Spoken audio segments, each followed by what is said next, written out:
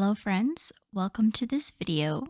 Today I'm going to talk to you about the process I've been going through to try to level up my dragon food drawing skills, although Aloy is definitely not dragon food.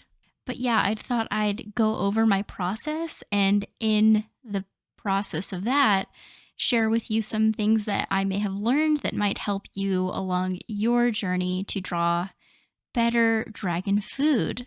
Here, I thought I'd put in a quick peek at some real-time process going through this painting. The rest of this video isn't going to be this slow, but I figured you should see that my approach with this was rather slow. I had been watching a lot of oil painting videos and I really liked how considered each paint stroke is when you watch oil painting videos.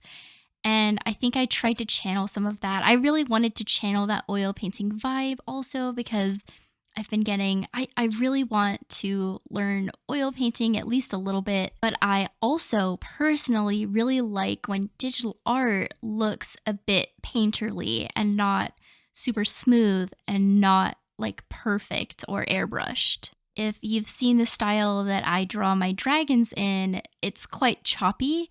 And I'm always evolving my style and trying to better my skills, but I really wanted to bring some choppiness to this, or like not necessarily choppiness, but expressiveness or painterliness, if you will. In any case, the first step on that journey was finding a really good reference photo. I think one thing that I miss in some of my paintings is like spending time with them. I try to go fast, which isn't necessarily the best thing for painting. So I wanted to find a reference that I loved, that I'd want to look at for a really long time while I'm trying to spend a lot of time with this painting to learn and make it really good. And of course, I picked Aloy. In particular, this photo is from Horizon Forbidden West. Not only do I love the subject matter, I love the Horizon series, and especially Horizon Forbidden West, which is like the newest main installment in that game series.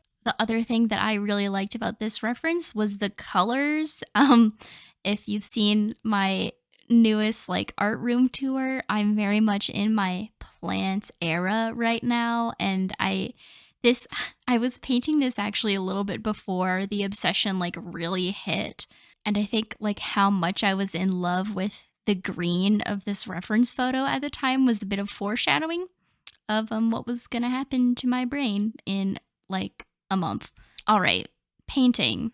In this painting, I started out like oil painters start out. And in this section specifically, we get a little bit different. I'll rewind a little bit and show you what I'm talking about. A lot of oil painters start out their paintings with like a one color, one hue, but many different values. It's not grayscale. They usually use like burnt sienna, something with a bit of like a brown to it because it's easier to get to skin tones from that. Or actually, I don't know if that's why. That's always what I assumed. But, you know, if you're an oil painter, let me know. Why do you use burnt sienna or burnt umber? Like, why do you use brown?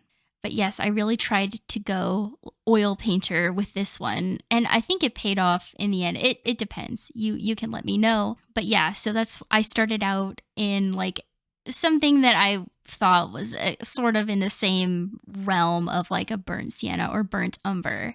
And then I cheated a bit. I used the overlay layer mode to like tint the colors, especially in the face, so that they would be closer to what I wanted them to be in the final, or like closer to the reference in terms of like saturation and like hue and stuff. This section here is a good, well, I hope, example of like how I try to tint the face with different hues in different areas. So coming up, you'll see the cheeks get super red, super pink like that. And then I'm adding a bit more yellow to certain places and a bit of cooler tones to other places. And in doing that, we're also shifting the values a little bit more. So instead of just a big block of red where the cheek is, it's now kind of denoting the form a little bit. A lot of people define forms with value first, and I think I'm still adjusting the colors here if you can catch that too. But lots of people find it easier to find form with just like the burnt sienna part first. But I think it's kind of fun, and it could just be due to lack of experience and lack of skill currently, to work with colors to also shape that form a little bit. Here's a close up of what the face is kind of looking like at this point in the painting. I always think it's very interesting to see just how many different colors are in the face, like coolness around the mouth, or just like if you look really really closely, there are just really bright hints of pink in the cheeks that are like super saturated. And of course, this isn't, going off of real life. This is going off of a video game image.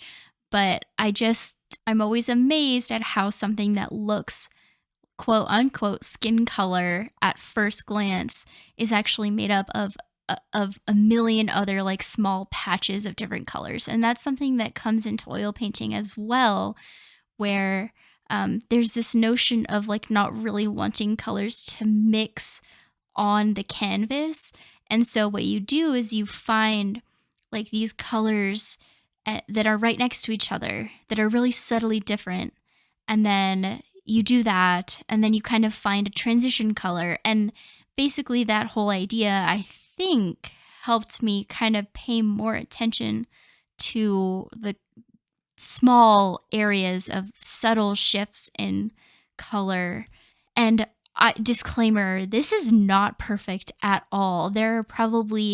I'm probably way off in certain areas. And the truth is that I am still developing my skills, and it's fun and it's exciting, and I'm really proud of what I did.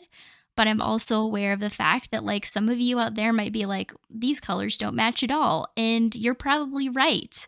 But that's a big part of why art is awesome, is because there's so much to learn. So in any case, I'm very excited about learning to see subtle shifts in colors. So we know from what we just looked at that up close, this face clearly has it's painted in a way where there are like patches of specific colors next to each other, and it's not well blended, and it's kind of scratchy in places. It's rough. But when we zoom out, it's it almost looks smooth. And that is an effect that I personally really love in oil paintings. That up close, it's like colors next to each other, and it looks very painterly. But from further away, it looks like almost realistic. And I think this is the first human face that I have painted that I think does a little bit of that, where it does look choppy up close, and then further away, it makes sense. I think looking at it further away also is a good way to test how good your like transition colors are. Anyway, oil painting is great, but they don't have the liquefy tool, do they? I made liberal use of this. I'm definitely not the greatest with proportions yet, but I think I'm getting better slowly. So that is the goal anyway. All right, and in just a second, right about here. Okay, here. Here's some real-time footage again of like how slow this process is actually going. I'm also trying to adjust these, the reference and the painting, so they're the same size to help me with overall proportions and placement. That's like a major tip that's helped me. But yeah, this process is pretty slow. And now it's sped up again. Also, I have to point out, at least on my screen, the Procreate footage compared to the iPad screen recording footage is super different in terms of saturation. And I can't really tell which one is. I think the more saturated version was. I think that's the one that looks most similar to what I feel like I was working with. But yeah, I just thought that's super weird. I wonder if it'll translate to other people's screens. Let me know. Here we get some close-up Aloy face, which, no one can complain about that. Anyway, here I think I was using like my little gouache paintbrush thingamajig to try to pick colors that are between two colors, but I actually mostly for the no, I think I was using the rectangle brush. Yeah, I think I was using the flat brush.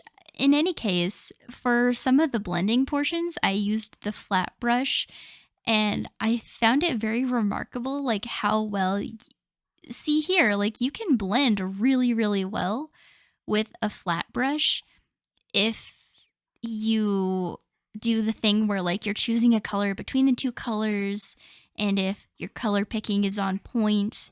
Um yeah. I just thought that was interesting and I think because I personally prefer a more choppy looking style up close, I feel like that is something that I'm going to keep in my toolkit is like using those flat brushes so that we can preserve some of that choppiness, but also smoothness. I'm just like obsessed with juxtaposition between like messy and smooth and like choppy and textury and then like airbrushed.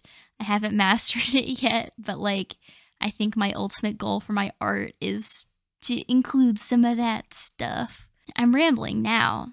Um, but yeah, another thing I did with this particular piece was I didn't screen record myself for very much of it at all. I just kind of sat there with the painting, which I think helped a lot. Unfortunately, I mean, unfortunately for you guys, you don't get to see the entire process up close with like the nice like screen recording footage, but I think it had a great deal of like effect on the painting in that I felt like I could take my time more. I mean, and you'll see at the end of this video, the painting isn't even close to being done. The only thing that's like kind of close to being done is the face. And I had 4 hours tracked on this document, no, canvas, which honestly, I feel like that's way shorter than I thought it would have been.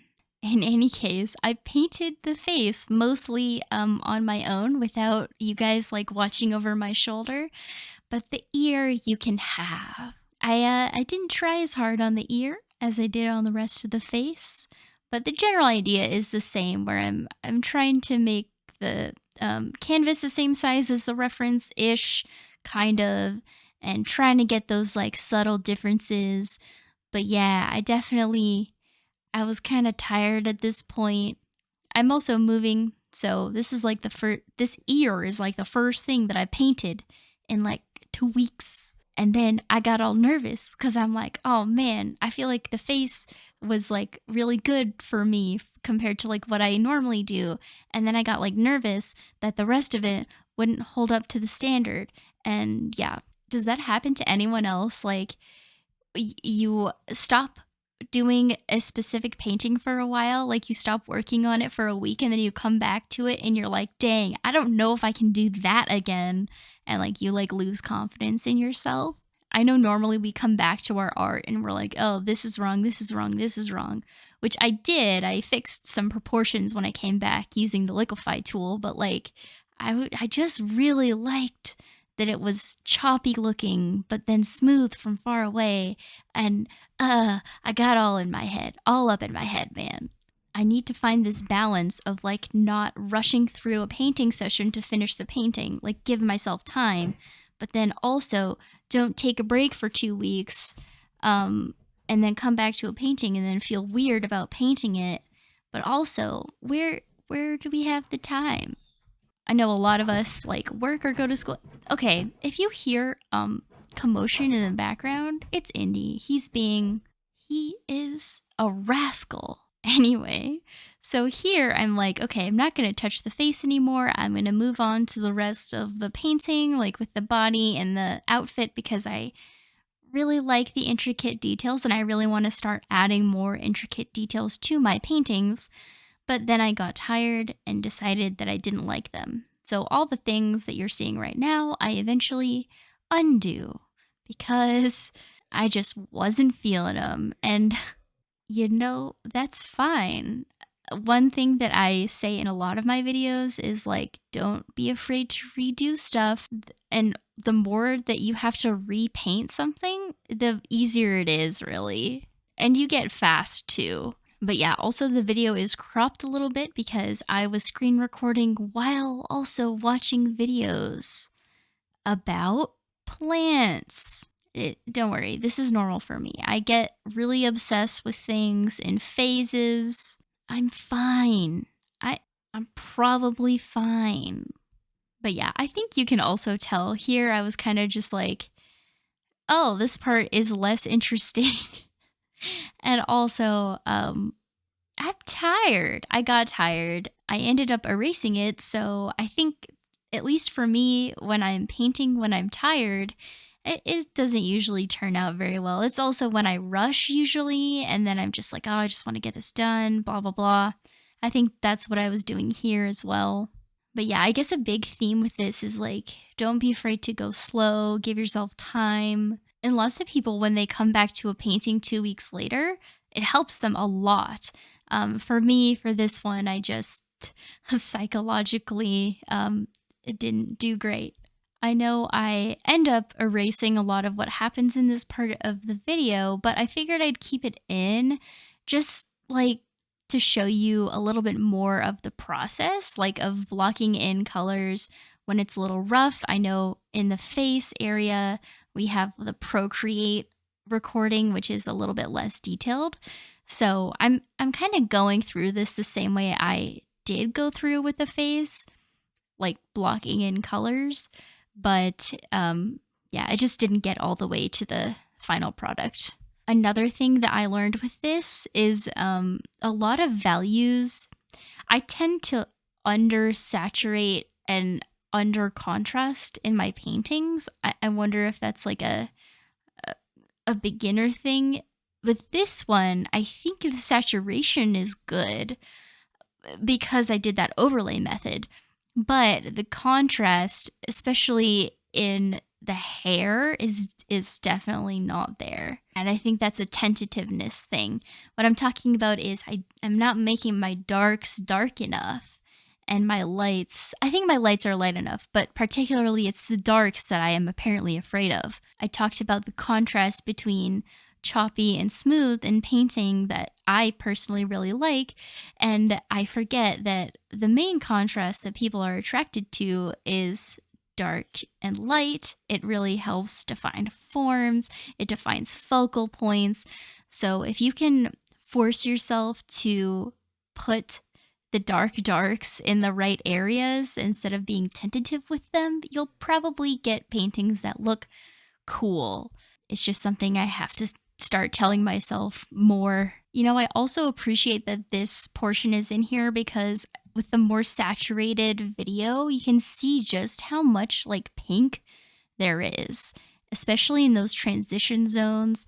And it's this, if you have heard of subsurface scattering, it's a thing and it's really cool. I don't think I have enough footage or time left to talk too much about it, but suffice it to say that humans tend to have pink, like really pink in certain areas, specifically when light is hitting their skin in certain ways. In any case, here's the final product and a close up of the final product. Let me know if you see what I see with the kind of like close up choppy but far away more smooth. Let me know if you like this type of choppiness or if you prefer smoother.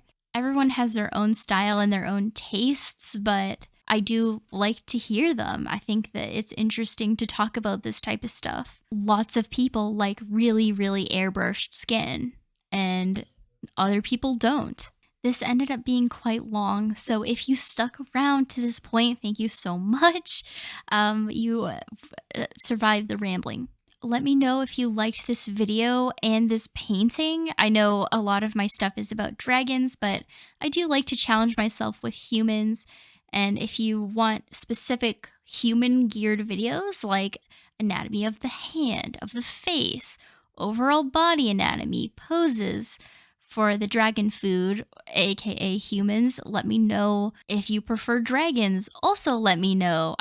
I mean like videos about dragons, not everyone prefers dragons, like in general. Before I ramble on for even longer, thank you again for watching this video. I hope that there was something informative here, and if you have extra information, put it in the comments so we can all share cool tips and tricks and just get better together. All right, that's enough outro, I think. Yeah, I hope you're having a great day or night, and I'll see you around.